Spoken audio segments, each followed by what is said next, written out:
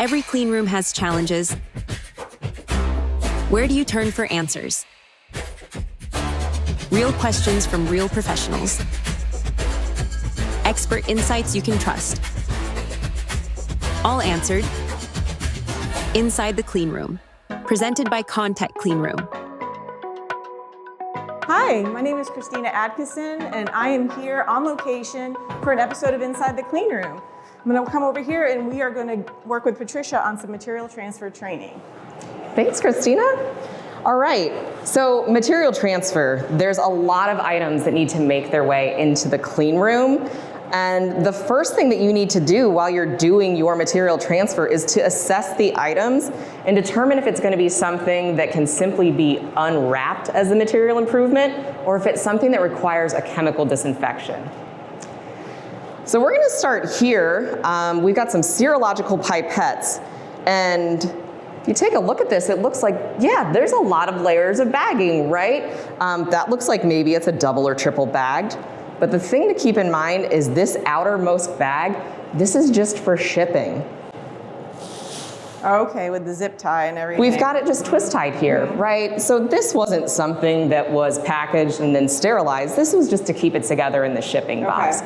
So removal of this outer layer is not considered a material improvement step. Okay. Let's go a little bit further.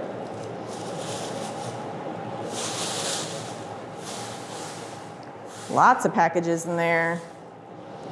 All right.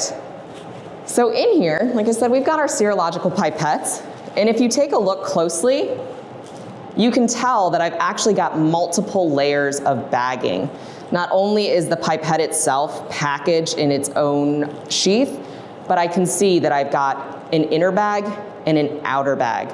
So for something like this, the material improvement step could simply be to remove this outer packaging, and then it can go on to the next grade. Okay.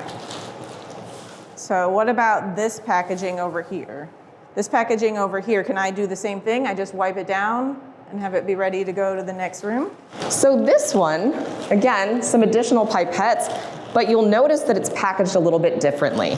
Got the same thing, they're individually packaged and provided sterile.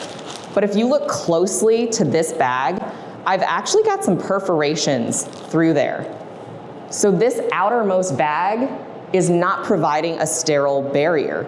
So if I were to just wipe off or remove this packaging, I'm not preventing all of the contamination. I may be leaving the contamination from the exterior of the bag, but contaminants are able to make their way into that inner side of that packaging through these perforations. Okay.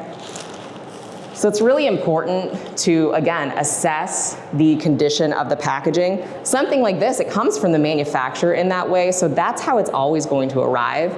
But it's really important to inspect that packaging each time you are transferring a material. Because let's say I have these pipettes where I know that I can remove this outer packaging as a material transfer. But let's say it came to me for material transfer and the bag has been pierced. I've got a little hole. Again, now contamination could potentially find its way into this. So removing this packaging is actually no longer considered a material transfer step because that packaging has been compromised. Okay. So what about a package like this where it's a little bit more flat on all sides? Can we just open it and take the materials out, or what would be the process for that? So this one and these other items with it, you'll see that, yeah, this packaging is integral, nothing's been compromised, right? Everything is nice and sealed up. We've got sterile contents.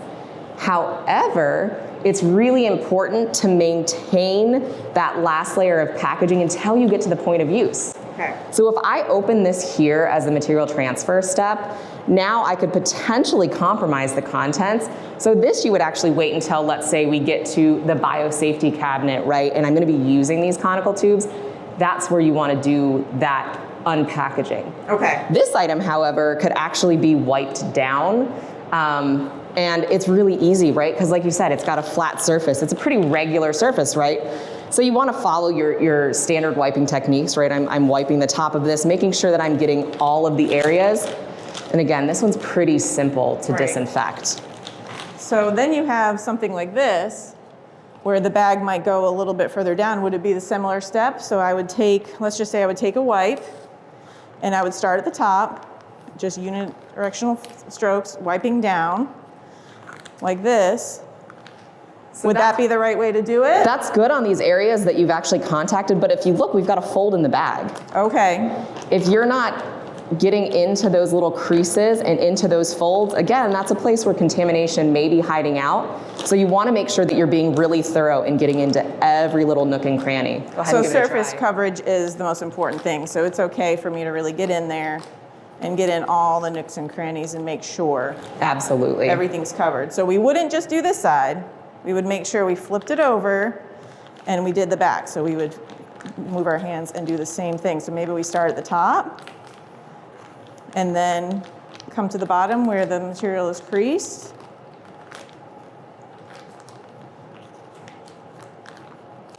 Would we say that's the proper way to do it? That was perfect. Yep, Okay, you got perfect. all of the surface area on that packaging. Okay, great. So then when we do that, we would move it over to this cart here, Yep. which has been pre-prepared and sterilized. Can I lay it down? Yeah, you can go ahead and lay it Okay, down. lay it down. And yeah, that's the key, right? So I've now taken the time, or you've taken the time to disinfect this item. The key is you want to make sure that your receiving surface is also ready, right? So disinfect it, go ahead and wipe it down, disinfect or sanitize based on your site protocols, because the last thing you want to do is take a disinfectant item and put it onto a dirty surface. Right. Okay, that makes total sense to me.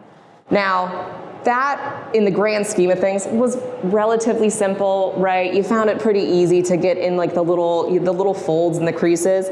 But the thing to keep in mind is that's not the only type of item going in, right? There's gonna be lots of shapes and sizes.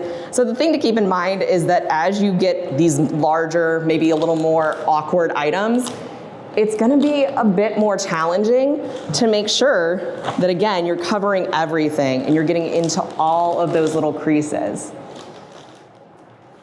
Okay, so now we've talked about some of our items that can be wiped down in different ways because they're all differently shaped. Now, what about if something's more time sensitive? What if something's on your cart that you need to be aware of that has to get in quickly? Yeah, so that's a great question, right? Here I've got some serum, right, that's gonna be used in our manufacturing process. And you can kind of see here, it's frozen. Yep. And it's frozen because it needs to stay frozen until you're ready to thaw it for use. You're gonna follow the same practices, right? You wanna make sure that you're wiping the entire surface, getting into all the little areas, right? We've got a lip here under the cap. I wanna make sure that I am getting my disinfectant there as well. The really big key here is, again, this is temperature sensitive, it is time sensitive. We've got a lot of materials that are going into the clean room. So for an item like this, you're really gonna wanna prioritize the use of a disinfectant that has a quick contact time. Because this isn't something that I wanna just have sitting on a shelf or sitting on a cart for 5, 10, 15, 20 minutes, because it may be thawing as it sits there. So something with a shorter contact time for your disinfectant is really gonna be important for these time sensitive items. Oh, that's really good information. Okay, well, I think that theoretically, we've gone through all of the things on this cart. Thank you so much for showing us the proper way to do material transfer. Thank you for joining us for this episode of Inside the Cleanroom. We hope you found this information useful. And please reach out to our team if you have any additional questions. Thank you for joining us. We hope you can take this information back inside your cleanroom.